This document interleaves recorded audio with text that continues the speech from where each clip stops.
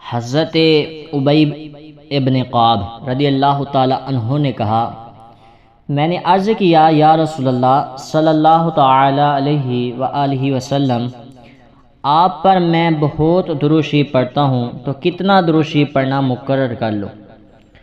تو سرکار مدینہ نے فرمایا جتنا چاہو، اگر بڑھا دو تو تمہارے لیے اچھا ہے۔ میں نے کہا آدھا؟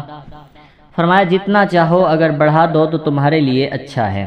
میں نے کہا 2/3۔ فرمایا جتنا چاہو، اگر بڑھا دو تو تمہارے لیے اچھا ہے۔ میں نے کہا ہر وقت درود شریف پڑھوں گا۔ فرمایا کہ تب تو تمہارے غموں کو کفایت کرے گا اور تمہارے گناہ مٹا دے گا۔ اے ایمان والو، حضرت ابی ابن کعب رضی اللہ تعالی عنہ حضور رحمت عالم کے وہ صحابی ہیں جو صبح سے شام تک اور شام سے صبح تک رات بھر دن بھر غرض یہ کہ ہر وقت اور اوراد و وظائف اور دعاؤں میں مشغول رہا کرتے تھے۔ ایک دن رحمت عالم صلی اللہ تعالی علیہ وآلہ وسلم کی بارگاہ کرم میں عرض کیا، یا رسول اللہ صلی اللہ تعالی علیہ وآلہ وسلم، ہر وقت اور اوراد و وظائف اور دعاؤں میں مصروف رہنا یہ میری زندگی کا معمول ہے۔ یا رسول اللہ، میرے لیے وقت مقرر فرمائیں کہ کتنے وقت اوراد و وظائف میں مشغول رہوں اور کتنے وقت دعائیں مانگوں اور کتنے وقت آپ پر درود شریف پڑھوں۔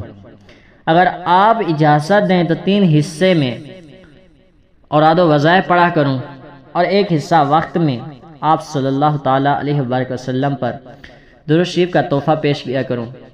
تو سرکار مدینہ صلی اللہ تعالی علیہ وآلہ وسلم نے ارشاد فرمایا، تمہاری مرضی، اگر زیادہ درود شریف پڑھو گے تو تمہارے لیے بہتر ہوگا۔ تو صحابی نے عرض کیا کہ آدھا وقت میں درود شریف کے لیے معین کر لوں۔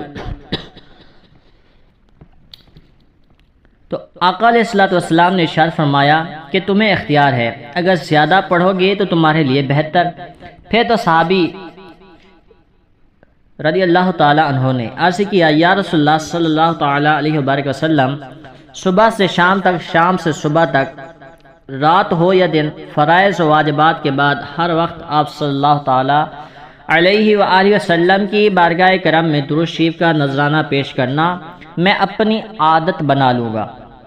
صحابی کے اس انداز سے غلامی پر آقا علیہ الصلوۃ والسلام کی دریائے رحمت جوش میں آئی اور ارشاد فرمایا، اگر تم ہر وقت اپنے نبی صلی اللہ علیہ وآلہ وسلم پر درود شریف پڑھو گے تو تمام غموں سے امن و سکون ملے گا اور راحت و عافیت ملے گی، اور درود شریف کا یہ مقدس عمل تمام گناہوں کو مٹانے کے لیے کافی ہوگا۔